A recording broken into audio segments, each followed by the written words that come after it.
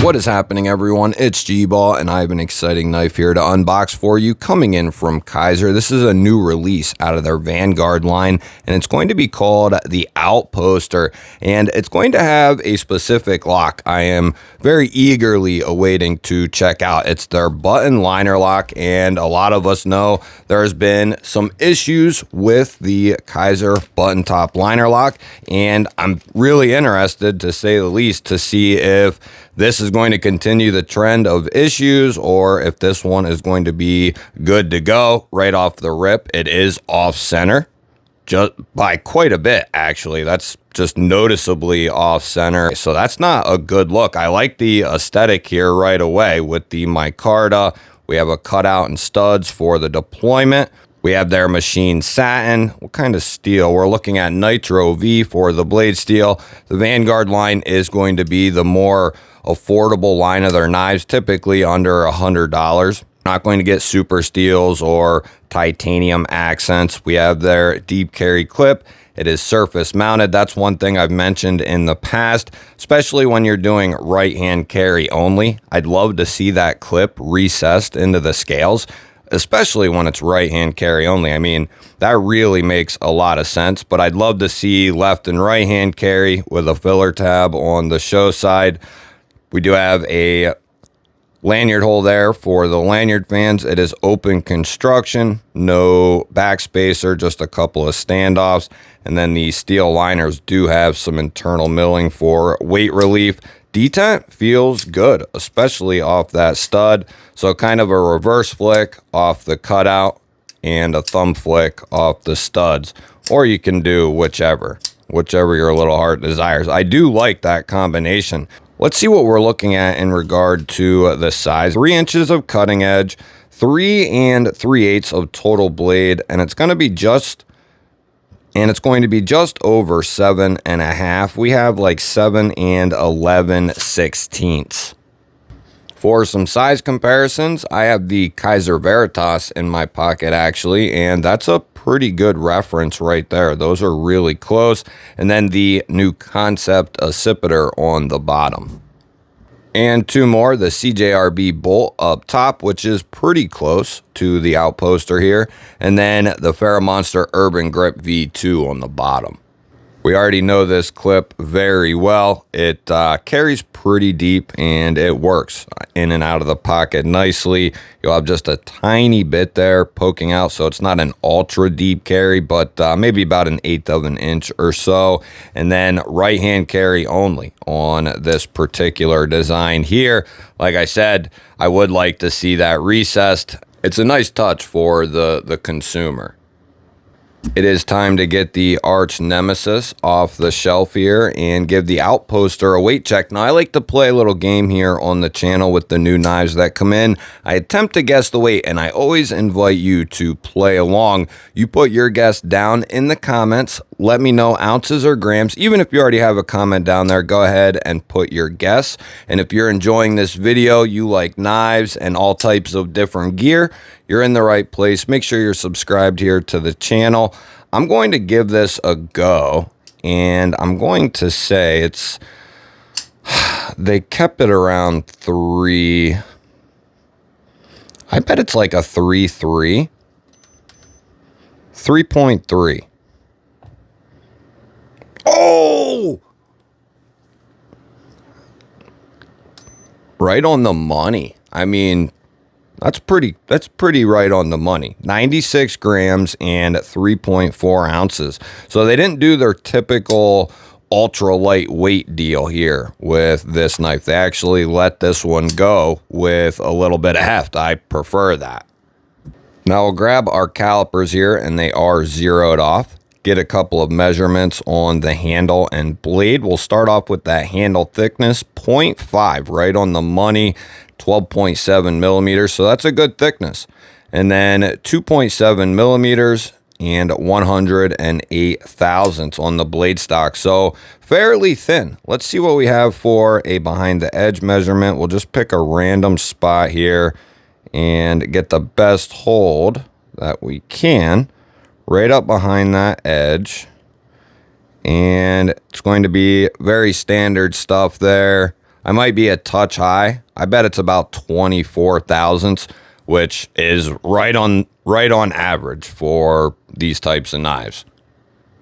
We'll use our standard catalog paper here, and I'm running ultra low on catalog paper. So it's going to be iffy as to if we continue with the catalog paper or go to notebook paper, because I've went through a ton of phone books and catalogs here over the years. This, if we're paying attention, right out of the box, feels good. Feels good. Yep. Even a little chopping at it. Good. Good.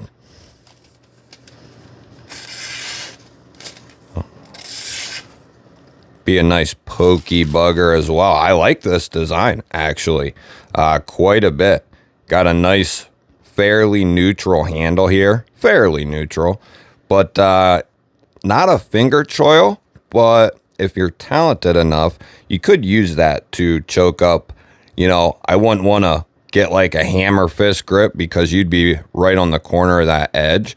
But for anything other than that, like if you need to get a little bit more control, you know, you can really choke up into that area, and that'll be good for a fingertip as well, like the middle finger. If you want to choke up and do an index type cut, which I do a lot of, that is a perfect setup for that right there.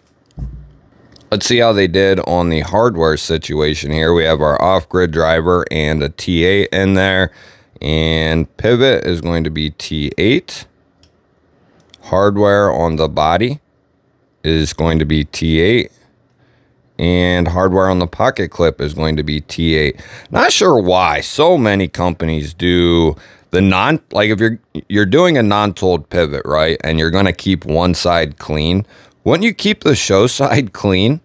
That's just put the cap side on the show side. That's what I would do. And I've often recommended, you know, just take the logo from the clip, remove it from the clip, put it on the clean show side of the pivot, and do away with the Kizer. That way you're getting, you know, you're going from 2 brandishing marks down to 1, and it would keep the knife so much cleaner, I think. And not that that's a huge deal or anything like that. I could tell by moving that pivot around that this thing was a little loose. So that's probably our centering, I'm going to guess.